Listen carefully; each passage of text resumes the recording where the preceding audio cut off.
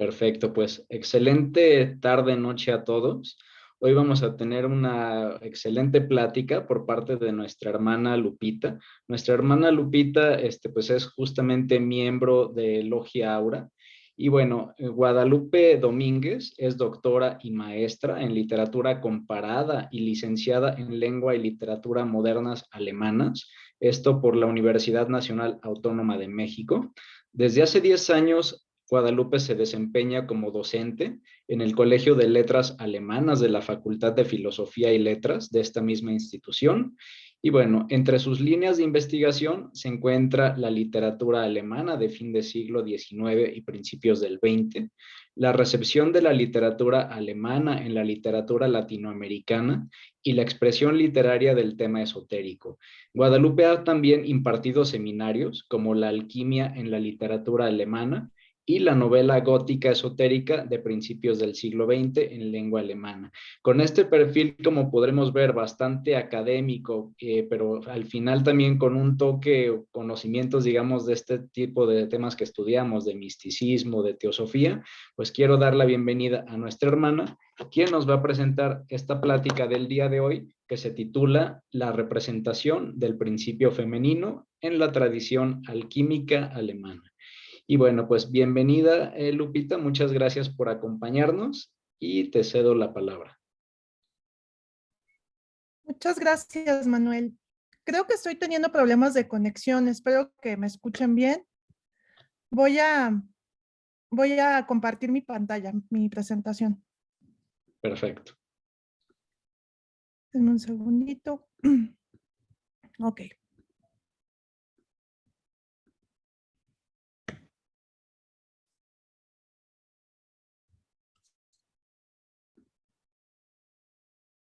Bueno, entonces yo voy a hablar esta noche sobre la representación del principio femenino en la tradición alquímica alemana, que es muy importante. Alemania o los territorios de habla alemana, más bien, para el desarrollo de la alquimia. Y bueno, como voy a estar hablando de varias corrientes esotéricas, empiezo con un breve repaso eh, de las corrientes donde encontramos pensamiento esotérico en la modernidad. Entonces, en el barroco, en el siglo XVII, que va a ser importante de lo que voy a hablar hoy, está fuerte la alquimia, el movimiento Rosacruz, la teosofía de Jacob Böhme, y todo esto en la tradición germánica. Es el siglo XVII.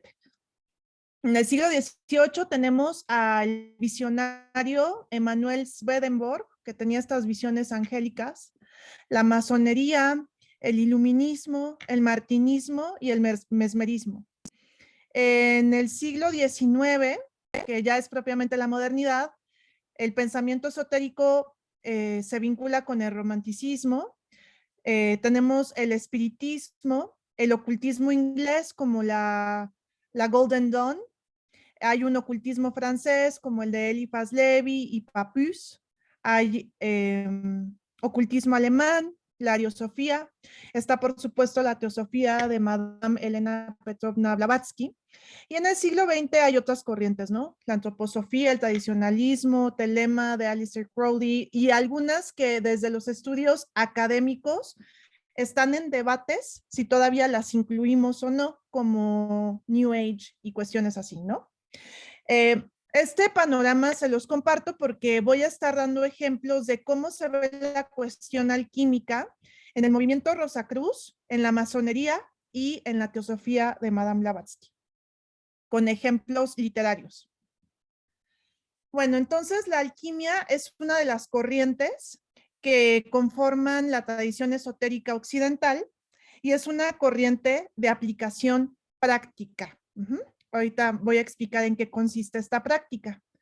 Tiene como base filosófica el neoplatonismo y el hermetismo y parte de una concepción emanacionista de la divinidad. Y yo creo que esto mejor se los voy a explicar ya con imágenes. ¿Qué es esta cuestión del emanacionismo? Bueno, miren, aquí pongo varios ejemplos de diferentes formas en que se ha representado pictóricamente la cuestión del emanacionismo. En el siglo XX, por ejemplo, tenemos este cuadro, el altar Bild de Hilma af Klint, que es una pintora ocultista muy importante porque ahora se la considera la primera pintora del abstraccionismo. Y fíjense cómo está vinculada con el pensamiento esotérico, ¿no? El segundo ejemplo es una representación de la gran cadena del ser. El tercero es de un escritor, pero también pintor inglés, William Blake, que es la escalera de Jacob. Y este es un emblema de Jacob Setter del siglo XVII. ¿Por qué les comparto estas imágenes? Bueno, como les decía yo, la base de la alquimia es esta concepción emanacionista de la deidad. Es decir, que lo divino no está separado, o sea, a ver, en las religiones ortodoxas tradicionales hay una concepción creacionista de Dios. Es decir, que Dios está separado de su creación. Dios ha hecho su creación, pero están como separados, ¿no?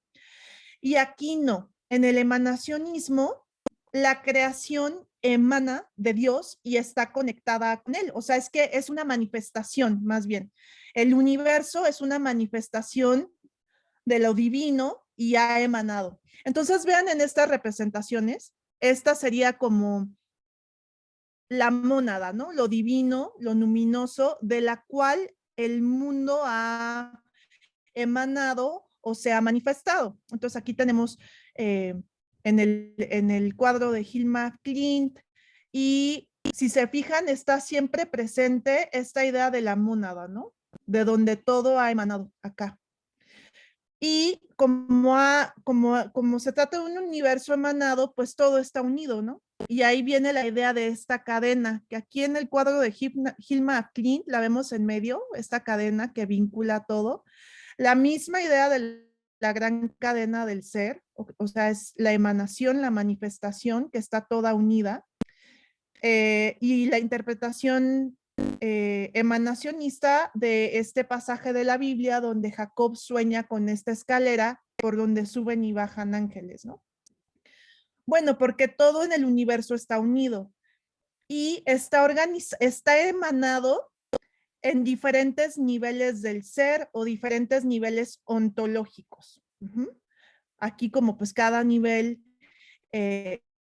el término filosófico de cada nivel de manifestación es hipóstasis. Entonces tenemos varias hipóstasis que aquí las vemos representadas, pero al mismo tiempo unidas. Ahora, esa emanación implica haber pasado de la unidad a la separatividad, ¿no? Haber caído en la separatividad y en la materia, porque en cada uno de estos niveles hipostásicos, cada uno de los escalones de la escalera, se va volviendo más denso en su materialidad y más diverso.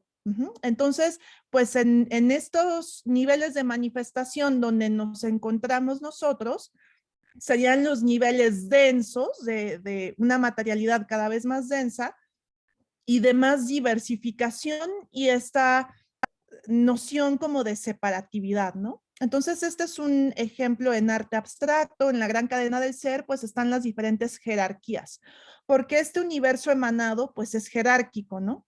Entonces, aquí están, por ejemplo, los ángeles, también ellos arcángeles jerarquizados, y lo importante del emanacionismo es la idea de unidad a pesar de la diversidad. Todo sigue unido y todo sigue conectado. Y es posible, y esto es un concepto clave, desde estos niveles caídos del ser, regresar a la unidad primigenia porque todo está unido. Subir de nivel ontológico, subir en la gran cadena del ser, subir por esos escalones de la escalera de Jacob, ¿no?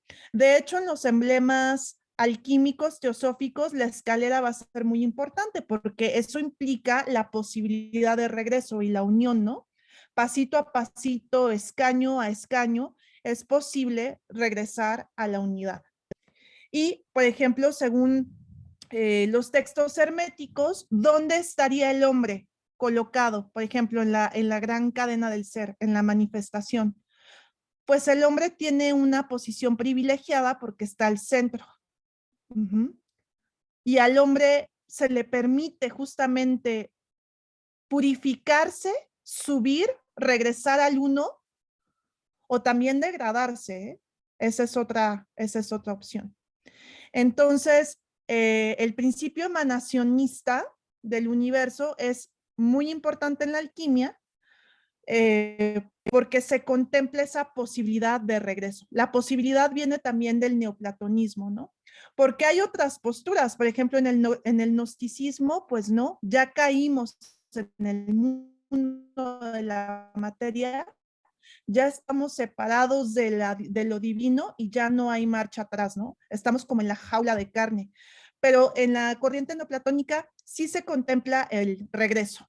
Y ahí es donde entra la alquimia. La alquimia, les decía yo, es una corriente práctica, porque lo que se busca justamente al hacer alquimia es subir en los niveles ontológicos para el regreso. ¿Y cómo se logra subir, no? Bueno, la alquimia es la práctica de la purificación. Es una práctica de purificación. Purificación de la materia, del ser, del espíritu, todo lo que existe en el universo, todo lo que existe en la manifestación es susceptible de ser purificado. El término esotérico es la transmutación. La transmutación implica ese paso de un nivel ontológico a otro, hagan de cuenta como ir subiendo estos peldaños a través de la purificación. Por ejemplo, hay un término parecido, ¿no? El término transformación. Bueno, ¿cuál es la diferencia entre transmutación y transformación? La transformación implica un cambio, ¿no? Pero es un cambio en el mismo nivel, mientras que la transmutación implica un cambio de nivel ontológico o nivel del ser.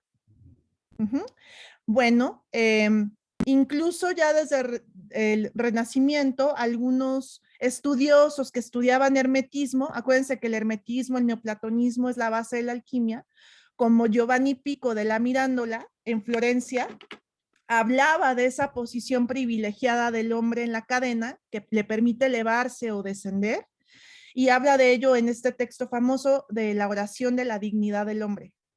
Lo cual también es interesante porque este tipo de discusiones sobre la posición del hombre en el universo se dan al mismo tiempo y en el mismo lugar del surgimiento del humanismo en la filosofía. En este mismo grupo, ¿no? De estudiosos florentinos, en la Academia Neoplatónica Florentina. Bueno, entonces vemos que el universo se despliega en este continuum de la manifestación, de la emanación, y a este mundo que se despliega, digamos, el mundo de la escalera, el mundo de los escaños, el mundo de la cadena, en términos esotéricos recibe el nombre del mesocosmos o el mundo intermedio. O también en otras ediciones se le llama el mundus imaginalis, el mundo de las imágenes, donde la materia, donde el espíritu se materializa y la materia se espiritualiza. O sea, porque aquí pues hay varios niveles del ser y varios, o sea, cada vez más sutiles, más sutiles, más sutiles, hasta el potencial, la potencial reintegración con el uno. A mí me gusta mucho el arte esotérico. Son pinturas de un artista portugués, Francisco de Holanda, del siglo XVI, que hace estas representaciones, vean, muy abstractas. ¿De qué? Pues de la emanación, ¿no? Tenemos esta deidad, el uno, que en algún momento se manifiesta en un mundo cada vez más material, ¿no? diversificado y también sufriente, porque pues en los niveles caídos del ser, pues hay separatividad, hay discordia, ¿no? Por eso la alquimia lo que busca es ya salir de esos niveles degradados del ser.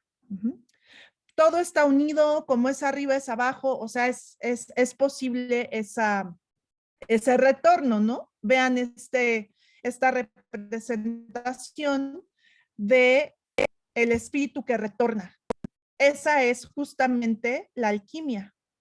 Entonces tenemos esta manifestación, pero también el retorno al uno.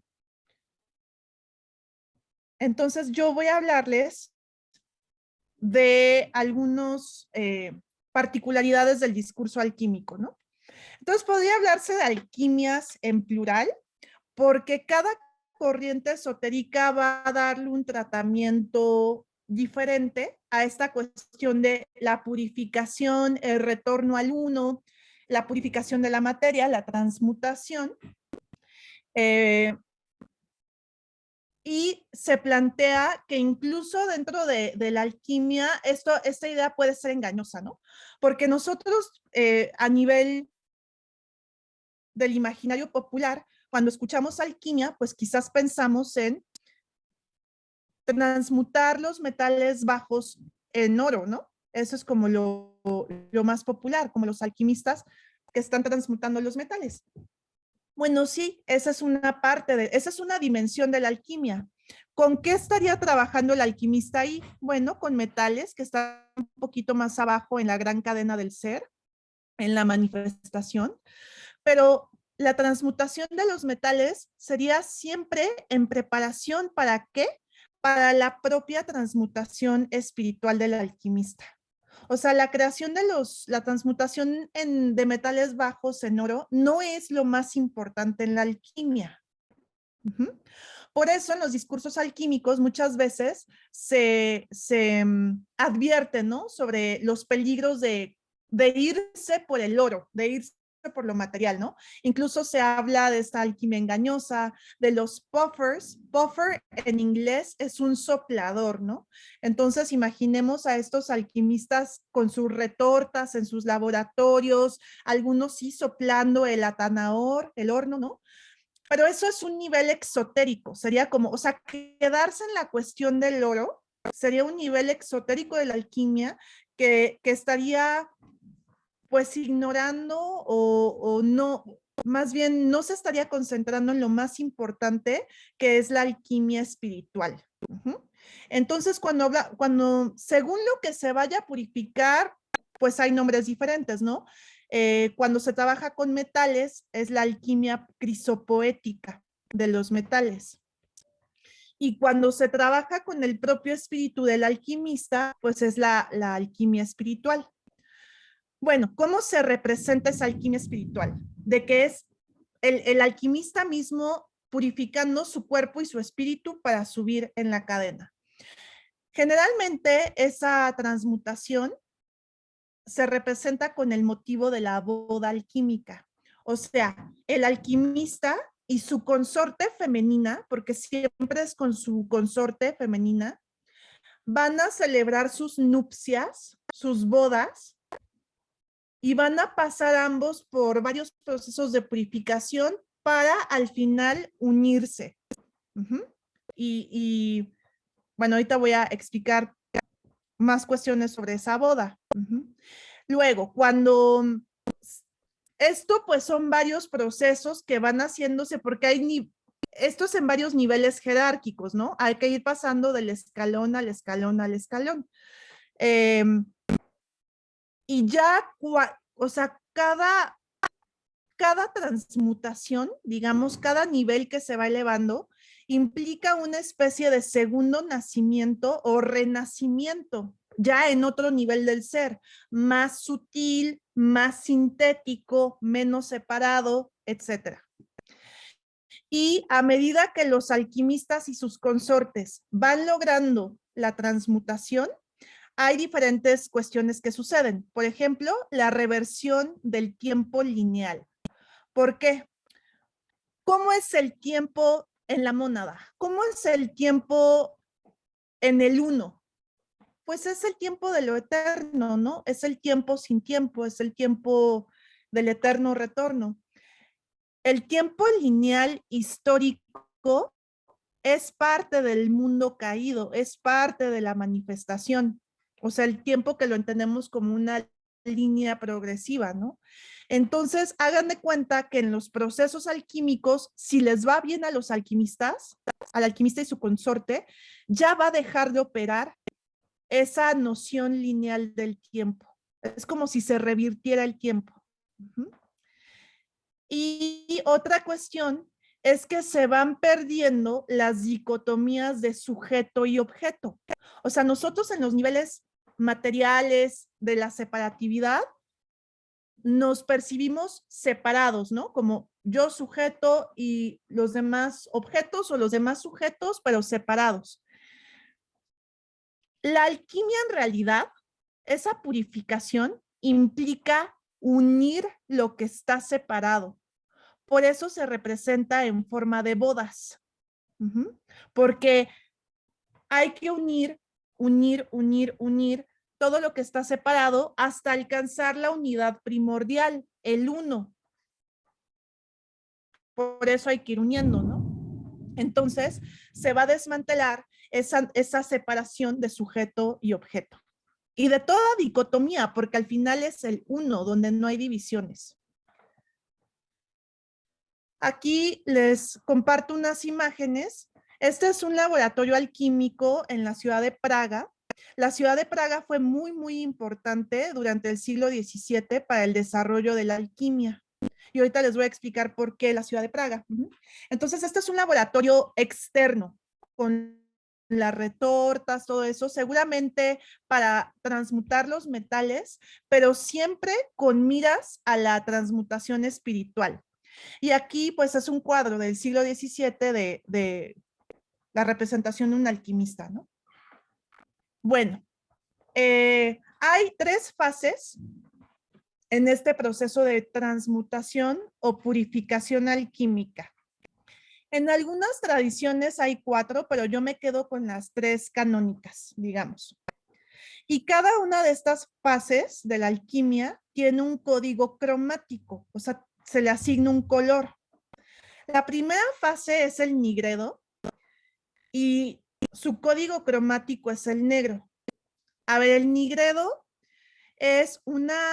se relaciona con la noche saturnal, la noche oscura del alma, la muerte, la putrefacción de la materia, la destrucción de lo que creemos que es verdad en estos niveles caídos del ser, ¿no? Por ejemplo, en términos teosóficos de Madame Blavatsky sería, por ejemplo, la noción de personalidad, ¿no?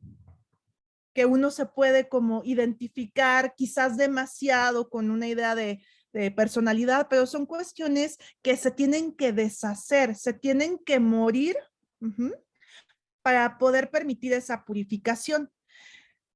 A veces el nigredo implica la muerte física del cuerpo del alquimista y su consorte. Entonces, tiene elementos de violencia en su representación. El nigredo es la muerte, la putrefacción, las cuestiones que se deshacen, ¿no?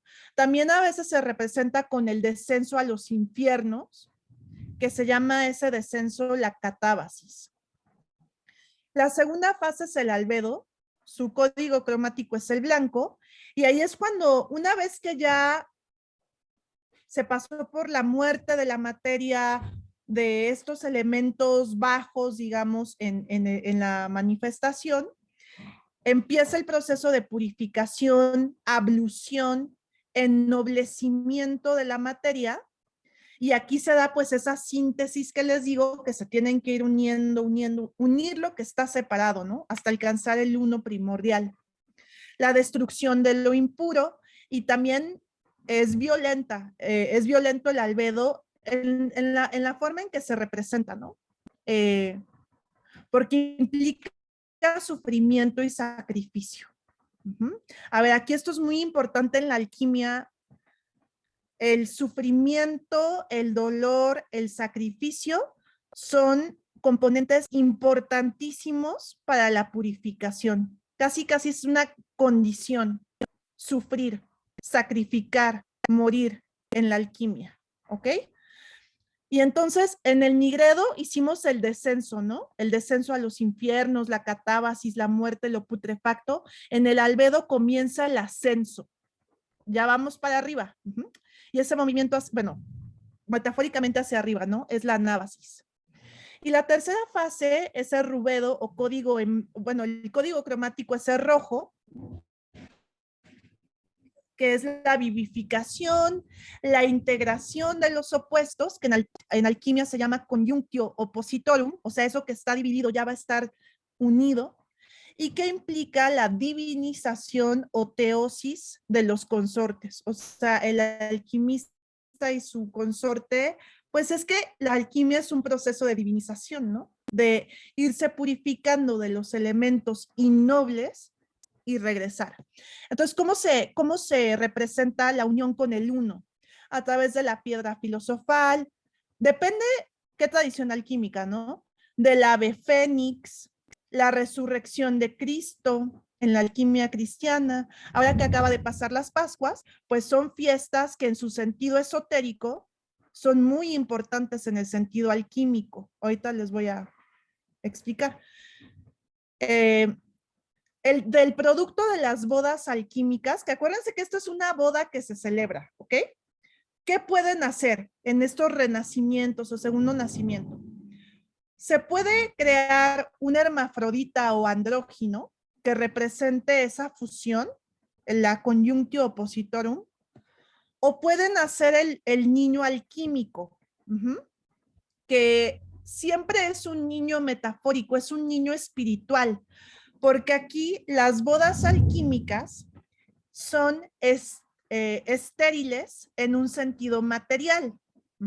O sea, porque las bodas alquímicas se oponen a las bodas normales, digamos, las bodas de cualquier persona de carne y hueso, ¿no?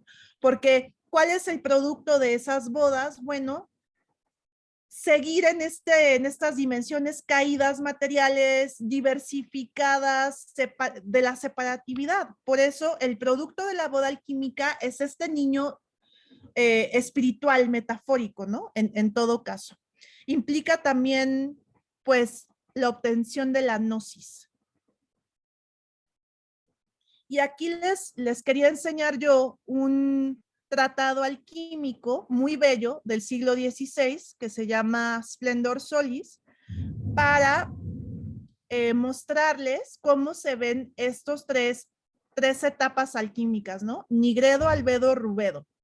Aquí en la retorta vemos las tres representadas, el nigredo, albedo y rubedo, que pasan varias veces. Esto es varias veces, varios procesos.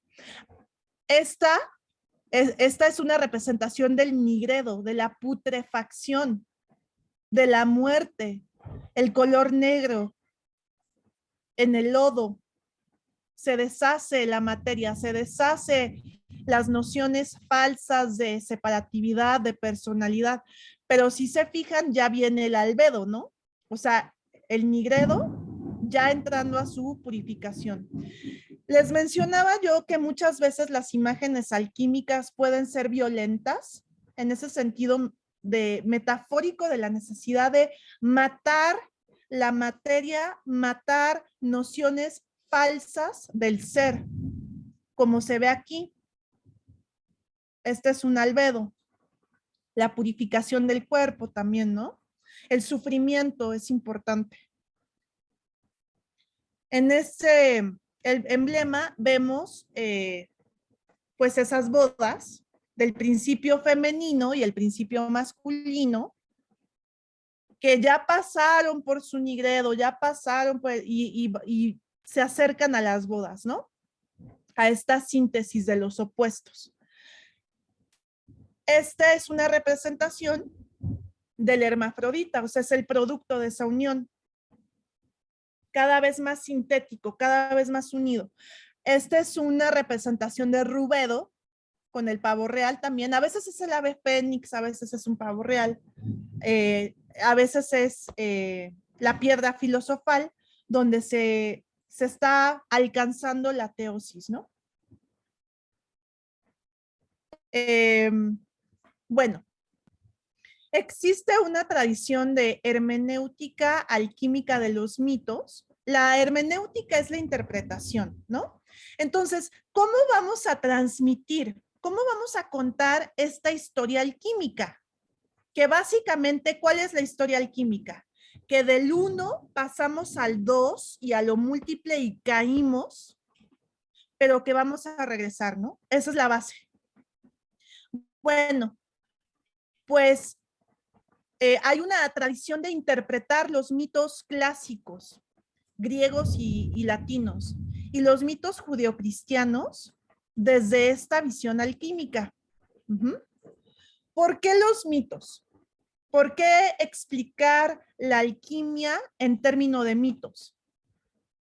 Bueno, ya vimos que todo está jerarquizado, ¿no? En la creación son varios niveles, todo está jerarquizado. También el lenguaje está jerarquizado, o sea, hay lenguaje caído, hay lenguaje prosaico, hay lenguaje que más bien nos separa más que comunicar, pero hay lenguajes pues superiores, ¿no? Hay lenguajes más puros, hay lenguajes más cercanos al origen. Y los mitos y la poesía se consideran como esta manifestación más pura del lenguaje, ¿no? Entonces, si yo voy a contar la historia alquímica, por decirlo así, pues voy a recurrir a los mitos, ¿no? Porque además los mitos tienen varios niveles, tienen sus niveles exotéricos y tienen sus niveles esotéricos. Entonces, otra vez, ¿cuáles son los temas generales? La pérdida del origen, el retorno al origen por vía de la purificación, que implica sufrimiento y pruebas, ¿no? Ejemplos de mitos clásicos de la antigüedad griega y romana, el mito o la alegoría de la caverna de Platón, el viaje de Orfeo a los infiernos y su retorno, el viaje de los argonautas en busca del vellocino de oro, son mitos de interpretación alquímica, los 12 trabajos de Hércules, y aquí, si se fijan, pues se enfatiza mucho la heroicidad del adepto, su fortaleza, su fuerza de voluntad. De los mitos judeocristianos que tienen interpretación alquímica, tenemos la caída de Adán y la pérdida del paraíso, que en esa interpretación pues no sería como la del catolicismo, o sea, no sería como la de la ortodoxia, ¿no? De que se comieron la, no, o sea, es como esa pérdida del uno, la caída en el mundo de la manifestación. El retorno del hijo pródigo, ¿no? Que se fue, se alejó, pero regresa a su padre. Moisés y la liberación de los esclavos hebreos de Egipto y a dónde los lleva, a la tierra prometida, ¿no? El retorno a la tierra prometida. Que les va a costar, son 40 años de sufrimiento en el desierto. O sea, la alquimia siempre implica sufrimiento, el sufrimiento purifica. Y la muerte y la resurrección de Cristo. Por eso también la pasión de Cristo, todo lo que Cristo sufrió, ¿no? En la alquimia cristiana, pues tiene que ver con el nigredo y tiene que ver con el albedo. Y hay temas, o sea, como partecitas de mito relacionados como la figura del peregrino, porque el peregrino está, o sea, el alquimista en realidad es un peregrino que va de regreso a su origen, ¿no?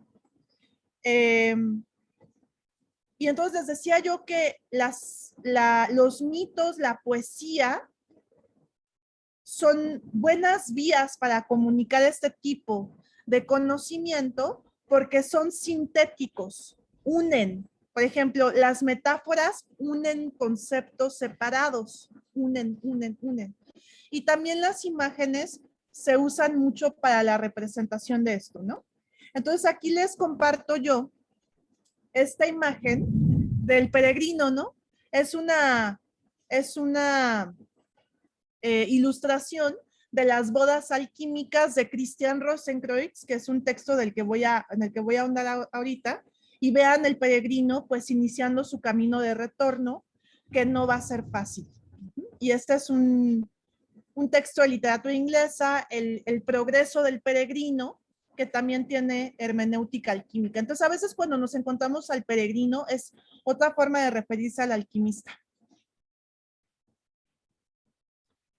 Y vean cómo encontramos algunos de esos elementos que les decía yo, míticos, pero de hermenéutica alquímica.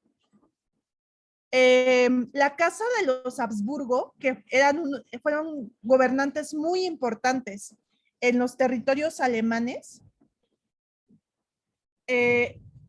una generación de los Habsburgo y un rey en particular estuvo muy cercano a los alquimistas. Y de hecho, bueno, ahorita voy a hablar de él, los protegió cuando la iglesia los estaba persiguiendo. Entonces, una generación de la casa Habsburgo está muy vinculado a esto. Por ejemplo, existe la orden del vellocino de oro de la casa Habsburgo, que tiene su hermenéutica alquímica. Esta es la armadura del emperador Maximiliano II. Vean los siglos, ustedes siglo XVI, XVII, con los 12 trabajos de Hércules, pero en esta interpretación alquímica, ¿no? Ok, entonces les hablaba yo de estas bodas. ¿Y por qué las bodas? Bueno, porque son los opuestos y lo que está separado y que se va a unir, y eso se codifica en género, como el alquimista y su consorte. Entonces, todo está codificado, activo, pasivo, por ejemplo, azufre es masculino, Mercurio es femenino, Sol y Luna, Rey y Reina, Marte y Venus, etc. A veces los dos principios, el masculino y el femenino, son representados con metales o son representados con dioses. Muchas veces vamos a encontrar que los alquimistas, o sea, el alquimista y su consorte, van a estar representados por la nobleza.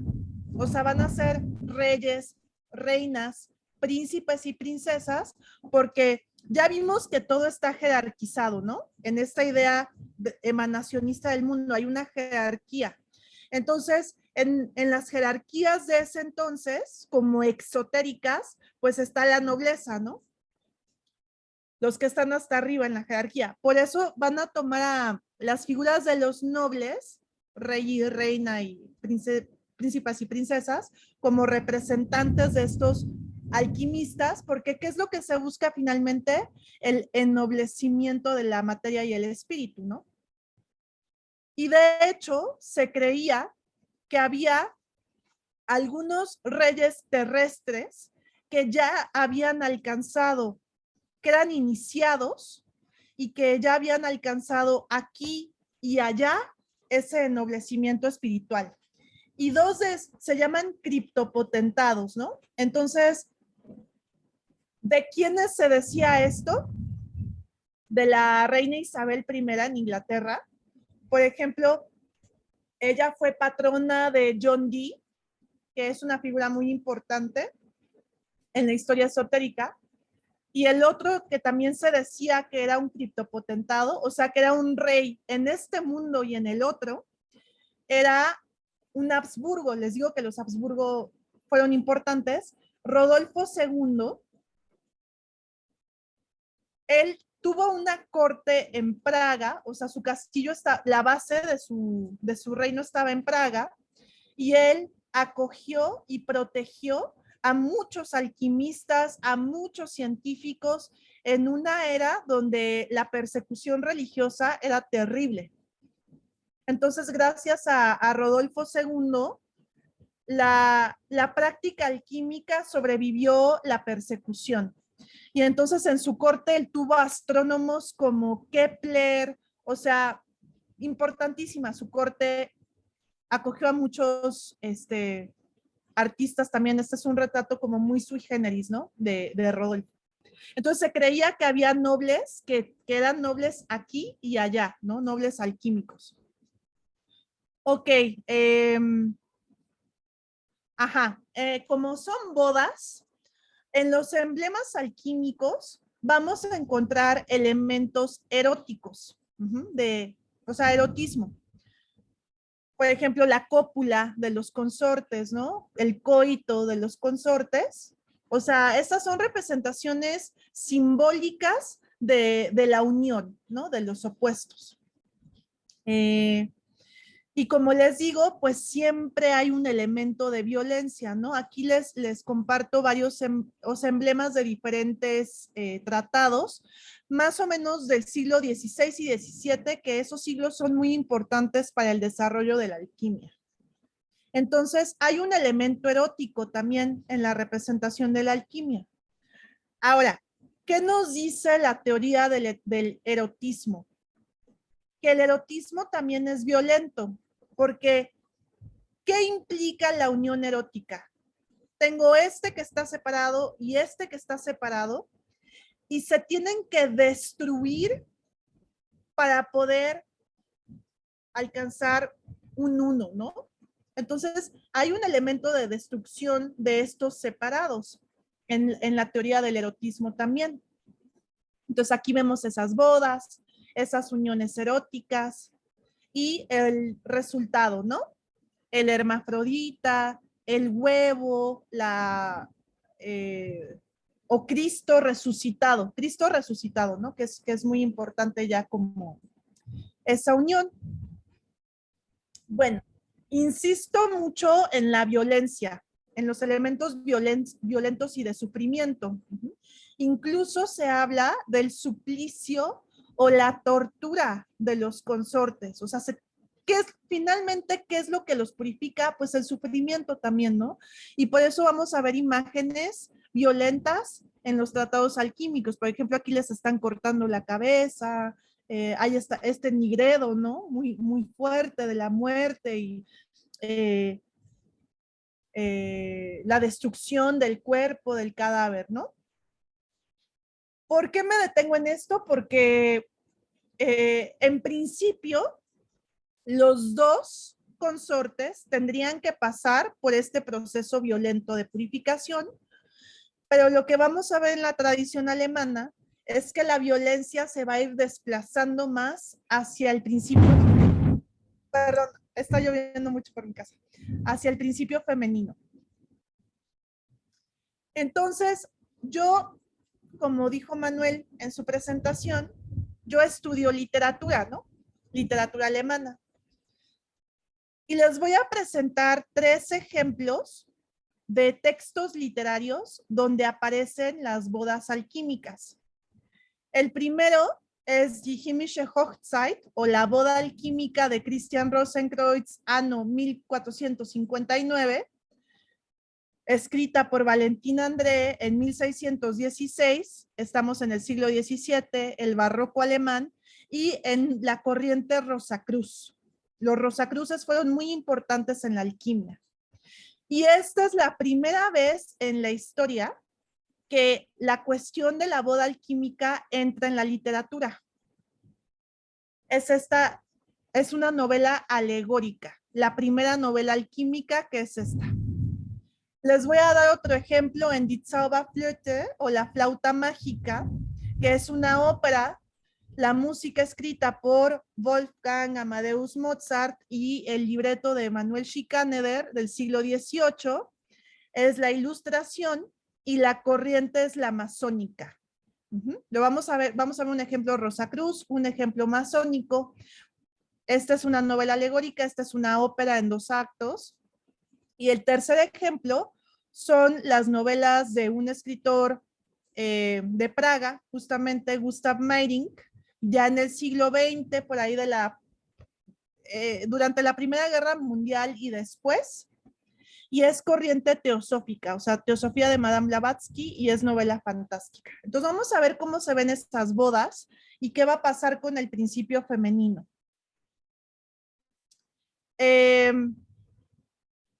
Lo que vamos a ver es que se sospecha mucho del principio femenino, como que se le tiene mucho recelo, mucha sospecha, y se le relaciona con los siguientes elementos.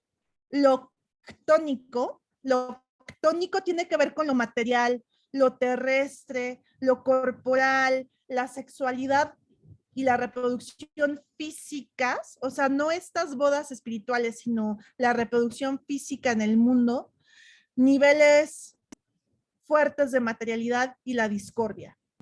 También se le va a relacionar al principio femenino con lo nocturno, con la oscuridad, la maldad, la destrucción, lo siniestro, la tendencia a la degradación y quedarse en el nigredo, no poder salir del nigredo. También como con lo exótico. Ahorita voy a dar ejemplos puntuales. ¿Y cómo se purifica el principio? Bueno, el principio femenino va a haber una violencia hacia su cuerpo, ¿no? Y su belleza.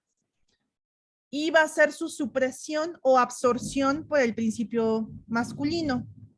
¿Cómo se purifica el principio masculino? Por su fuerza de voluntad o por vía de la ascesis.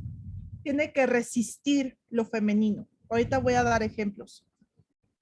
Entonces empezamos con las bodas alquímicas de Christian Rosenkreuz, la primera novela alquímica escrita por Johannes Valentin André, que es este sujeto que tenemos aquí.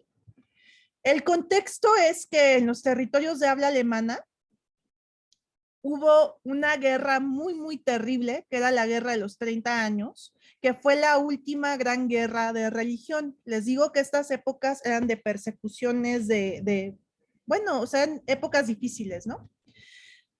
Ya habían pasado 100 años de la reforma luterana en los territorios alemanes, pero había en marcha una nueva reforma. Hagan de cuenta, la reforma de la reforma, porque lo que estaba pasando es que había una hermetización del pensamiento luterano. O sea, la corriente hermética va a influir mucho en el luteranismo, ¿no? Y la idea de que el hombre es el microcosmos, de que el hombre puede purificarse, la cuestión alquímica. Y entonces, entre 1614 y 1616, unos añitos antes de que estallara esta guerra terrible que duró 30 años y que devastó esos territorios y fue una guerra la última guerra de religión. Fueron publicados estos 3 textos. Esta es la Fama Fraternitatis, la Confessio Fraternitatis y la novela de las bodas alquímicas de Christian Rosenkreuz, en donde se anunciaba la existencia de la hermandad Rosacruz. ¿Quiénes eran los Rosacruces? Pues una hermandad invisible de sabios que trabajaban alquímicamente para el mejoramiento de la humanidad. Y en estos textos se anuncia, ¿no? La hermandad Rosacruz anuncia que muy pronto se dará a conocer que estamos trabajando por el mejoramiento de la humanidad. Y estaban dirigidos estos manifiestos a los sabios de la época. Y muchos sabios de la época, cuando esto fue publicado, dijeron, sí, yo soy un Rosacruz, ¿no? Yo pertenezco a esta hermandad. Bueno, uno tiene que entender también que era un momento como que se percibía como apocalíptico, o sea, se viene este gran conflicto, esta gran destrucción, y siempre que se percibe algo apocalíptico, y sobre todo si se piensa alquímicamente, viene la promesa de renovación, ¿no? O sea, el sufrimiento no viene solo, sino que viene con la promesa de renovación. Entonces, ese es el contexto de publicación de esta primera novela de las bodas alquímicas de Christian Rosenkreuz, que está contada alegóricamente. Y pues la hermandad Rosacruz va a ser muy importante porque es como un primer paradigma de sociedad secreta, de hermandades sabios que trabajan para el bien de los hombres, ¿no? Y que de hecho va a servir como antecedente para la Royal Society of London, que es como esta institución científica. Bueno, ¿qué pasa en las bodas alquímicas de Christian Rosenkreuz? Christian Rosenkreuz recibe en un sueño la invitación para asistir a las bodas del rey y la reina, ¿no? Y pues sigue una serie, o sea, pasa en 7 días esta novela, son 7 días simbólicos del peregrinaje de Christian, que va a asistir a las bodas, y que es asistido, es ayudado por el Mercurius. O sea, en la alquimia, el Mercurius es el catalizador, es el mediador, es el que te ayuda a entrar en el proceso de purificación, ¿no? Entonces vemos que es un viaje, un peregrinaje, ya hablamos del peregrino, que es a la vez externo e interno, ¿no? Entonces Cristian visita diferentes lugares que son al mismo tiempo externos e internos y atiende a las bodas de los reyes. Y quería yo detenerme en lo que sucede en el cuarto día, porque en el cuarto día los invitados a las bodas son invitados a una obra de teatro, ¿no? En 7 actos, donde se da como un resumen del proceso. ¿Qué pasa en estos 7 actos? Bueno, tenemos un rey que tenía una bebé, mujer, una niña, una bebé, que es como rescatada, un poquito como Moisés, la encuentran en el agua y se la llevan al rey. Y es la única sobreviviente de la matanza que, que ha comenzado el rey moro. O sea, este rey musulmán, por un lado, y que también es negro y que entonces va a representar el nigredo, ¿no? El nigredo. Pero aquí es interesante cómo el nigredo pues tiene esta carga de exotización. O sea, ¿qué personaje representa el nigredo? Ah, pues un moro, ¿no? Un musulmán que se ha llevado a la bebé, pero bueno, recuperan a la bebé y la entregan al rey para su educación. En el segundo acto, el moro, vengativo, regresa y se apodera de la niña y se la lleva. La niña es el principio femenino, ¿no? Que fíjense cómo el nigredo, lo material, la está jalando, la quiere llevar hacia ahí. En el acto 3, el rey dirige a sus ejércitos contra el moro y su hijo, el príncipe, el caballero, rescata a la, que ya no es bebé, ya es una joven, pero la joven no siempre se comporta bien, ¿no? Entonces hay que estarla vigilando. Y después se van preparando las bodas de esa joven y el hijo del rey. La coronación de la joven, de la chica, pero otra vez su mala conducta que se manifiesta en la lascividad, ¿no? Como la sexualidad que vemos que tiene que ver con el nigredo, con el quedarse en la materia. Y entonces el moro vuelve a aparecer y la seduce, la corrompe, y entonces pues empieza el proceso de purificación de ese principio femenino que se ha dejado corromper. Entonces se la desnuda, se la latiga, se la encarcela, contrae lepra, la joven. O sea, les digo, esto es como violento, ¿no? La joven ya en su degradación máxima se vuelve concubina del moro y cuando la logran rescatar, otra vez, fíjense cómo siempre la tienen que ir a rescatar, otra vez es brutalmente castigada y la joven es puesta bajo la tutela de los sabios, ¿no? De los sabios en la corte del rey. Y una vez que ya ha pasado cierto tiempo, se celebran las bodas, ¿no? Las bodas de los consortes. ¿Por qué me detengo aquí? Bueno, esto lo vamos a ver. Esta estructura la vemos aparecer una y otra vez. Vean entonces el nigredo representado por el moro, el exótico, que siempre se está llevando al principio femenino para corromperlo. Entonces el principio masculino tiene que ir por ella, rescatarla, regresarla, mantenerla bajo vigilancia y castigarla si es necesario.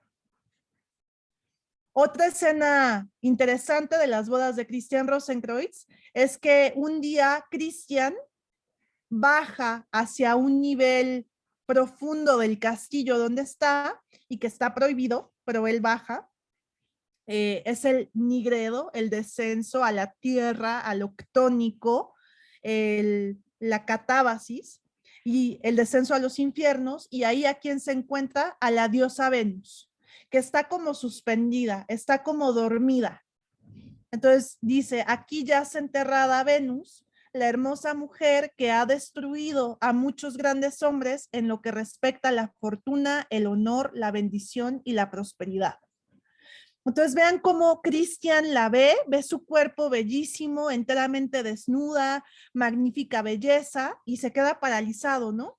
Pero el Mercurius, que lo está ayudando, le dice, no, ¿sabes qué? Vamos a dejarla ahí, tápala, y vámonos, porque hay que resistir, digamos, a ese principio femenino no purificado que tiende a lo corporal, a lo sexual, al nigredo, a lo terrestre.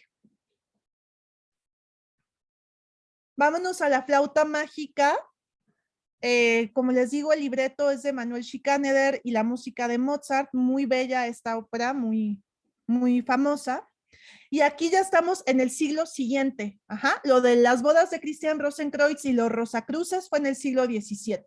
Aquí ya estamos en el siglo XVIII, estamos en el contexto de la Ilustración, la Revolución Francesa y la corriente esotérica importante aquí es la masonería, que hay diferentes tipos de masonería, y que la masonería estaba muy cercana a estas ideas revolucionarias, a estas ideas de la Ilustración, de una idea de la...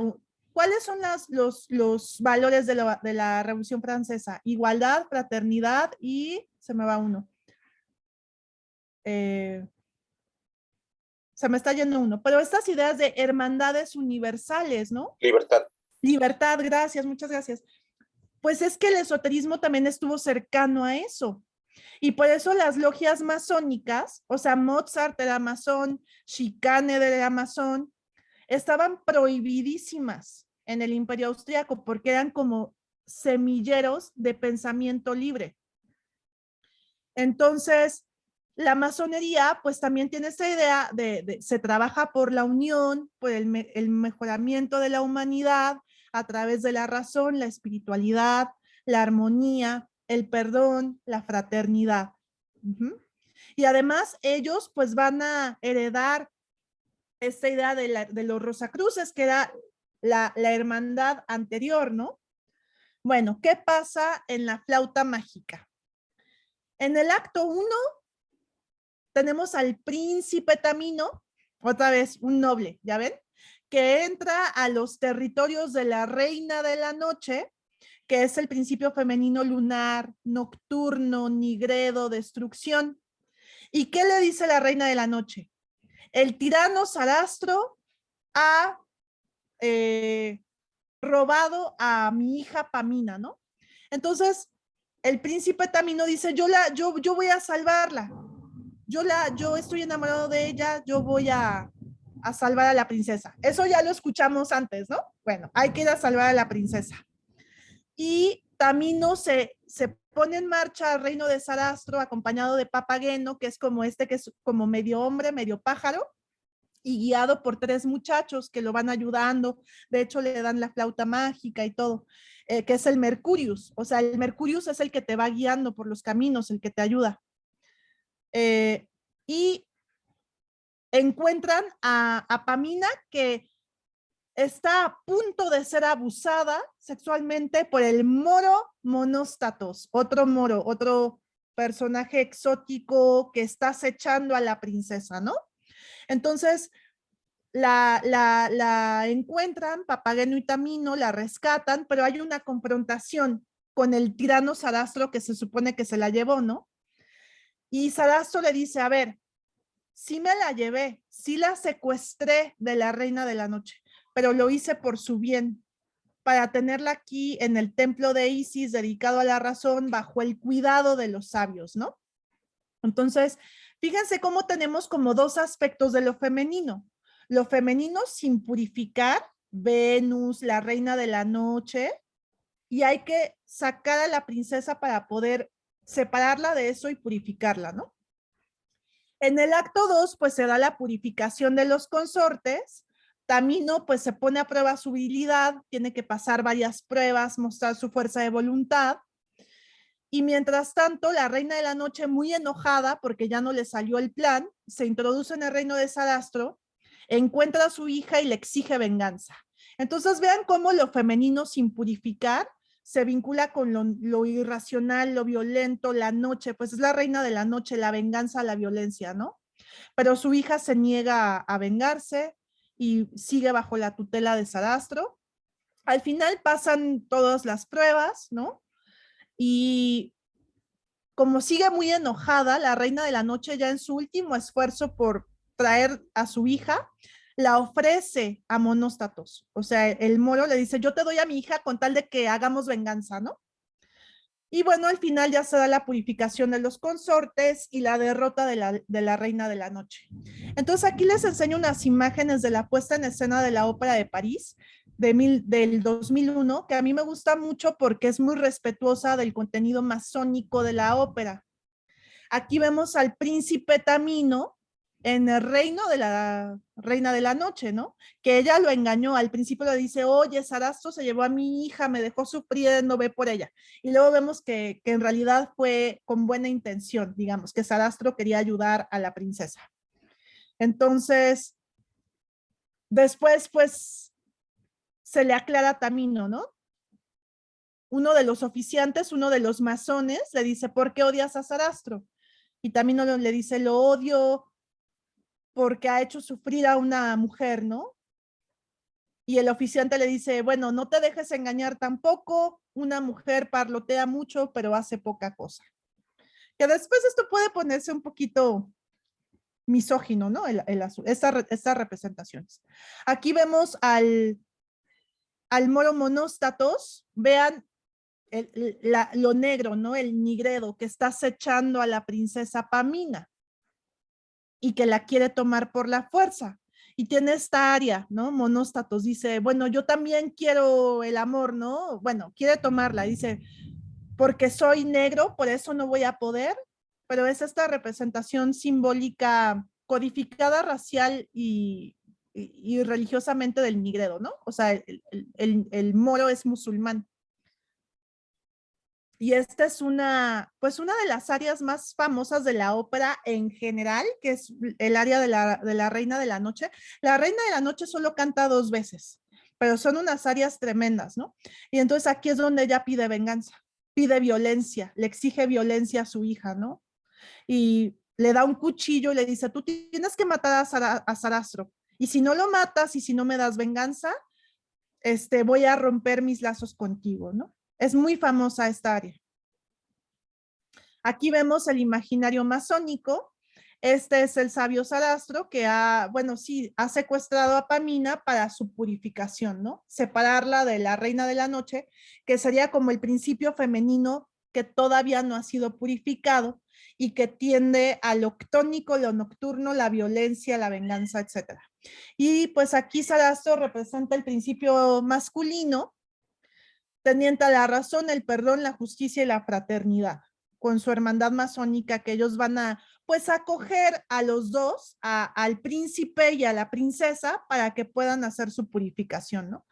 Por ejemplo, aquí Sarastro le está explicando a la princesa Pamina que por qué la está guiando, ¿no? Porque, o sea, un hombre debe guiar vuestros corazones, pues sin él toda mujer tiende a salirse de su propia esfera de acción. Y esta es una área también famosa de Sarastro, que es un poco la antítesis de la área de la Reina de la Noche, porque ¿qué pedía la Reina de la Noche? Muerte, sangre, venganza. ¿Y Sarastro qué ofrece? Perdón, ¿no? Dice, en estos sagrados pórticos no se conoce la venganza. Entre estos sagrados muros, el hombre ama a su prójimo, se perdona al enemigo, y quien no entiende estas enseñanzas no puede ser un hombre, ¿no? Entonces es como el contraste. Aquí se ve la purificación de los consortes a través de los elementos, en este caso el agua y el fuego, y esa purificación por el agua y el fuego, y que es violenta, ¿eh? Vean también aquí estos engranajes, o sea, siempre hay este nivel de violencia en la alquimia. Eso corresponde al ritual masónico del Gran Oriente, esta purificación por agua y por fuego, porque hay varios rituales masónicos. Este ritual escocés, este específicamente es del Gran Oriente. Y vemos aquí cómo pues ya se celebran al final las bodas alquímicas de Pamina y Tamino, que ya están purificados bajo la tutela de Sarastro. Y al final vemos la expulsión de la Reina de la Noche y sus secuaces, que son las 3 damas y Monóstatos. Y por último, perdón que ya me tardé mucho, ya me voy a apurar. Las novelas de Gustav Meyrink. Gustav Meyrink fue un gran difusor de la teosofía de Madame Blavatsky en el Imperio Austrohúngaro. él está en la ciudad de Praga, en la ciudad de Viena, y él tiene estas, o sea, 5 novelas importantes que las escribió durante y después de la Primera Guerra Mundial, donde les digo que fue un momento de mucho dolor, mucho miedo, como esa idea apocalíptica, otra vez se acababa el mundo, pero también donde hay apocalipsis hay mesianismo, hay promesa de redención. Y él escribe sus novelas fantásticas tomando un modelo teosófico. Le prometí a Isaac Hawley que voy a dar en mayo una conferencia solo de él y de sus novelas y cómo se ve el contenido teosófico en sus novelas. Ahorita voy a hablar más en general, ¿no? Entonces, pues ustedes saben que en la teosofía, pues introdujo en Occidente muchos elementos del budismo y el hinduismo. O sea, ha sido importantísima la teosofía de Madame Blavatsky en la difusión de estos contenidos, nociones como karma, muchos términos de reencarnación, ¿no? Muchos términos del sánscrito y del pali. Y en este caso, los alquimistas, los personajes de estas novelas, reencarnan, porque ya hay esta noción teosófica de la reencarnación, ¿no? Entonces la idea es que ellos llevan varias vidas reencarnando y no han podido terminar, no han podido culminar la gran obra alquímica, no han podido alcanzar sus bodas porque hay diferentes elementos que los han obstaculizado, ¿no? Entonces, aquí, por ejemplo, entra, ¿cuál es uno de esos elementos que han obstaculizado a los alquimistas? Así, encarnación tras encarnación. Y de hecho, este escritor sigue el modelo septenario teosófico. Ahorita no me da tiempo de ahondar en eso, pero lo haré en otra conferencia en mayo. Bueno, el espiritismo, por ejemplo. Nosotros sabemos que la teosofía blavatskiana, pues, advierte, ¿no? Sobre los peligros del espiritismo, sobre la actividad mediúmica, o sea, es peligroso la cuestión de ser medium y creer que las manifestaciones espiritistas son lo que los espiritistas dicen que son, ¿no? O sea, la teosofía tiene sus propias ideas y en general rechaza al espiritismo. Entonces vamos a ver que estos personajes alquimistas, una de las razones por las cuales han fallado es que se han encontrado, se han topado con mediums que los han engañado y que los han llevado más hacia actividades tipo espiritistas, ¿no? En donde aparentemente hay estos fenómenos que se manifiestan, pero que son estas entidades del mesocosmos, ¿no? Estos cascarones astrales, o sea, son entidades que los van a obstaculizar y los van a engañar y los van a hacer creer que la verdadera cuestión de la alquimia es el oro, ¿no? El oro material. Entonces van a fallar en varias encarnaciones hasta que finalmente lo logran. Bueno, otra vez la purificación de las consortes femeninas en estas novelas se da a través de como del castigo de sus cuerpos. Muchas veces se ve la violación de las consortes. Por ejemplo, en esta novela, Miriam es abusada por este personaje y después su cuerpo es quemado. En esta otra novela, Rostro Verde, la protagonista es abusada por un Zulu. Vean otra vez la cuestión del exótico, ¿no? En este caso ya no es como monóstatos, ya no es el moro, sino es un africano, el representante del nigredo, que siempre está ahí como acechando para la corrupción del principio femenino. Entonces aquí pues esta consorte es abusada y después es ahogada. Y el principio femenino no purificado como antagónico, también lo vemos con este personaje, el de Polixena, que es como una vampiresa. Y en otra novela, o sea, otra vez lo sexual, ¿no? Jalada hacia lo sexual. Y en su última novela, el personaje de Asia Shotokalungin, que es un avatar de la diosa Isis negra. Y esta novela es muy interesante porque aquí el escritor Gustav Meyrink, siguiendo a la teosofía, mete una crítica de la magia sexual, del tantrismo. porque acuérdense que Blavatsky, pues, recibió positivamente ciertos elementos del budismo y el hinduismo, pero rechazó lo tántrico, o sea, la magia sexual, eso sí lo rechazó. Entonces, los antagónicos, los personajes antagónicos en este caso, pues son la diosa negra Isis y el Dukpa. Un Dukpa en la tradición teosófica, pues son estos magos negros, ¿no? Tántricos, sexuales. Y entonces aquí pues el Dukpa interviene y hace que el héroe caiga, lo engaña y lo hace caer en un ritual tántrico sexual con la diosa negra para desviarlo del camino, ¿no? Entonces ese sería el ejemplo en Gustav Meyrink de cómo se ve el principio femenino. Esta es una imagen del Maituna, así es la ceremonia tántrica, ¿no? Que en el caso de la teosofía blavatskiana se rechaza completamente y pues Gustav Meyrink hace lo propio. Bueno, pues con esto termino mi exposición sobre cómo se va viendo la representación del principio femenino en la tradición alemana, que es muy, muy importante para la alquimia.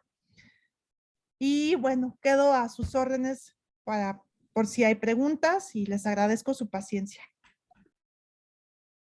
Perfecto, pues Lupita, excelente ponencia, muchísimas gracias. Pues vamos a estar atentos a las manos levantadas.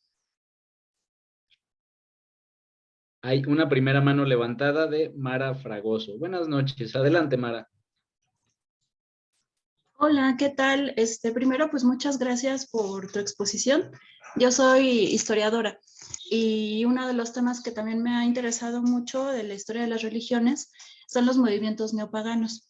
Entonces, me llamó la atención lo que comentabas al principio de si se podía integrar o no estas nuevas tradiciones Wicca o la nueva espiritualidad de la diosa.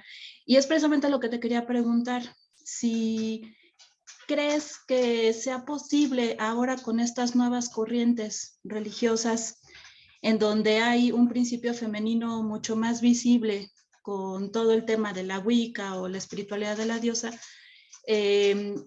sea válido en una nueva tradición alquímica o que se esté revalorando, reinterpretando este principio femenino en relación a lo que nos acabas de compartir? Gracias, Mara. Mira, yo sé muy poco de las nuevas espiritualidades porque me he especializado pues en teosofía blavatskiana y en antroposofía, o sea, como que me he especializado en algunas corrientes, entonces así no, honestamente no te podría dar una respuesta académica, ¿no? Sobre cómo considerar lo femenino, porque no es mi área de estudio, por ejemplo, el Wicca o las nuevas espiritualidades, pero de que se está estudiando, se está estudiando. Académicamente muy, a ver, creo que, mira, lo que voy a hacer es más bien remitirte a un texto que tú puedes consultar. Este es New Age Religion and Western Culture de Wouter Hanegra, donde creo que podrías encontrar respuesta a ello, porque yo no soy especialista en nuevas espíritus, o sea, no podría con buena conciencia contestar tu pregunta. Y este Hidden Intercourse es como coito. Eros y sexualidad en la historia del esoterismo occidental, porque la cuestión de representaciones eróticas en todo caso es muy antigua y muy importante, porque siempre hay esta idea de la boda sagrada, ¿no? El hierosgamos, desde las religiones mistéricas, el orfismo,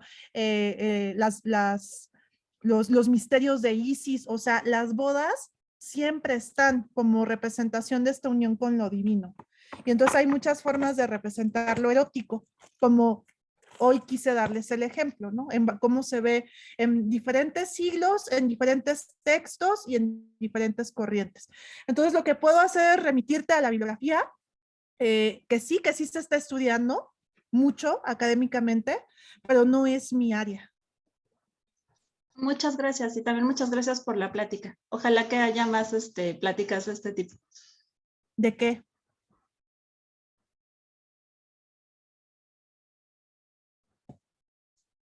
Perfecto. Tenemos un siguiente comentario, una participación de Guillermo Reyes. Adelante, Guillermo. Hola, buenas noches para todos y buenas noches, Guadalupe. No me pierdo ninguna de tus pláticas, no tienen desperdicio, de verdad.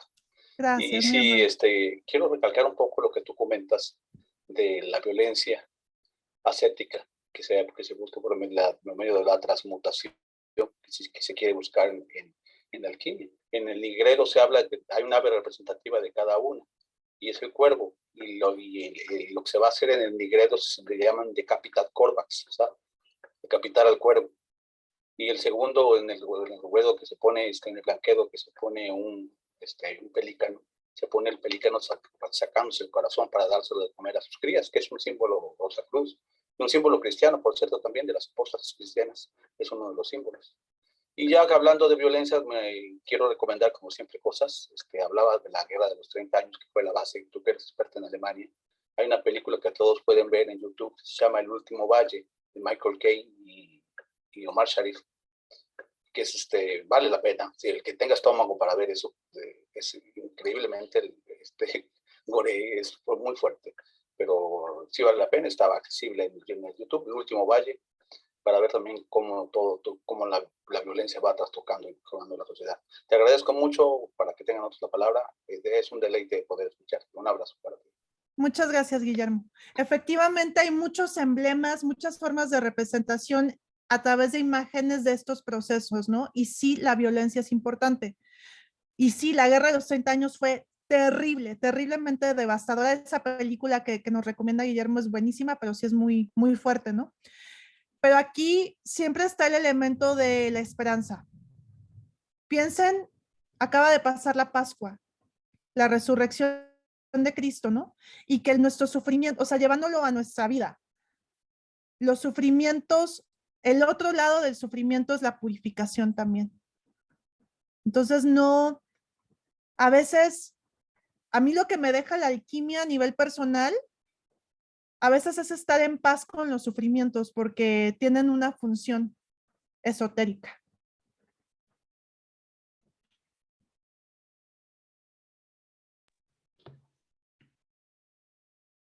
Excelente, Lupita. Pues no sé si tengamos alguna otra participación, alguien más que quiera levantar la mano.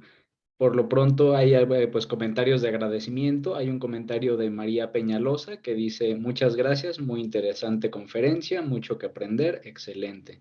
También ya Guillermo nos compartió el detalle de la película para quien la quiera buscar. Y bueno, pues no sé si hay alguna otra participación.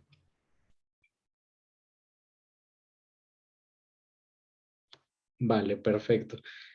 Bueno, pues de antemano, pues Lupita, como bien comenta Guillermo, cada ponencia que nos has dado es excelente. Esperamos tenerte pronto. La verdad es que esto pues lo vamos a subir a YouTube en la grabación, porque sí que vale mucho la pena volverla a ver. Y bueno, pues vamos a continuar con nuestras actividades dentro de Logia Aura, las siguientes pláticas de los jueves. Y bueno, pues no más que agradecimiento, Lupita. Estuvo increíble, la verdad. Muchas gracias a ustedes por darme el espacio y por escucharme. Voy a dar una conferencia específicamente de este último escritor, Gustav Meyrink, su involucramiento con la teosofía blavatskiana y sus novelas, o sea, todo el contenido teosófico más en detalle en sus novelas. Me parece que el 1 de mayo. Perfecto, Lupita, pues vamos a estar al pendiente totalmente. Vale, excelente. Bueno, pues con esto termina nuestra plática de hoy. Muchas gracias a todos por habernos acompañado. Que tengan todos una excelente noche. Los invitamos a seguirnos acompañando todos los lunes al estudio de Isis Sin Velo, y los días jueves que tenemos ponencias pues tan buenas como esta, ¿no? Pues muchísimas gracias a todos. Que tengan una excelente noche. Bien. Que descansen. Nos vemos. Hasta luego. Que pasen buenas noches. Gracias. Buenas noches para todos. Gracias a todos.